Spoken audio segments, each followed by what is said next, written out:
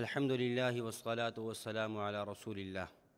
أما بعد، انتشرت وشاعت هذه النعرات والحفوات والأصوات في عصرنا الراهن أننا نحقق مباشرة من القرآن والسنة، لا نقلد أحد من الأئمة الأربعة. وبالطبع لا بد للمحقق عالما بكتاب الله تبارك وتعالى بأسره مع الآيات الناسخة والمنسوخة والمطلقة والمقيدة والمحكمة والمتشابهة، وكذلك عارفا جميع أحاديث رسول الله صلى الله عليه وسلم صحة وضعيفا موضوعا وغريبا، مع أقوال جميع أصحاب النبي صلى الله عليه وسلم.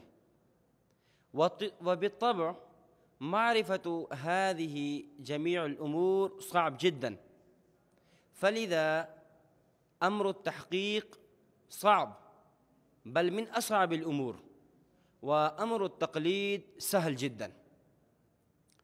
أنا أضرب لكم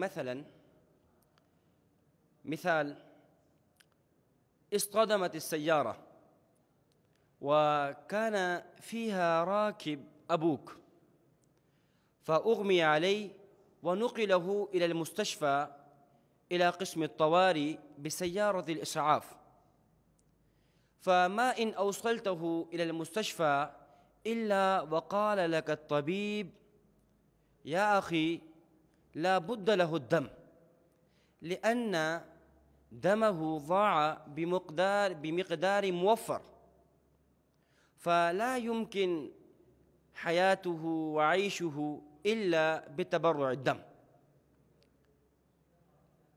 يا أحبائي في الله، الآن عندك سبيلان: إما أن تراجع إلى القرآن والسنة والأحاديث وجميع أقوال أصحاب النبي صلى الله عليه وسلم، فتبحث هذه المسألة: هل يجوز تبرع الدم أم لا؟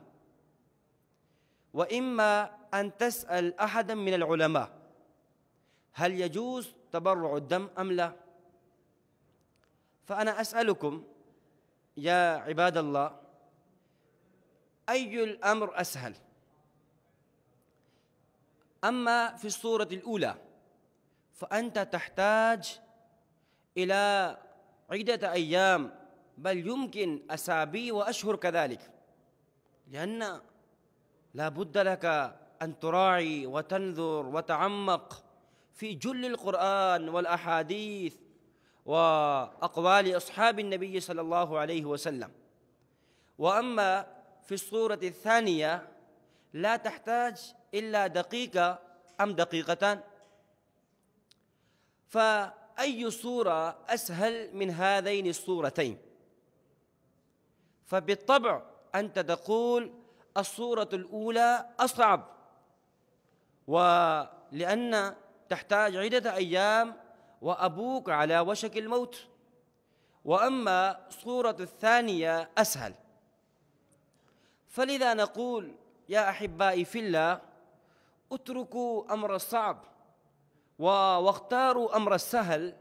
وأمر التحقيق صعب جدا، وأمر التقليد سهل جدا. وفي التحقيق طبعا يكون فيه حرج، وقال الله تبارك وتعالى: وما جعل عليكم في الدين من حرج، أي لا يكون في الدين حرج. والنبي عليه الصلاة والسلام يقول: يسروا ولا تعسروا، واليسر في التقليد والعسر في التحقيق. فلذا نقول لكل أحد أن يختار أمر اليسر، وطبعا التحقيق أمر صعب وأمر عسير، وأما التقليد أمر سهل وأمر يسير.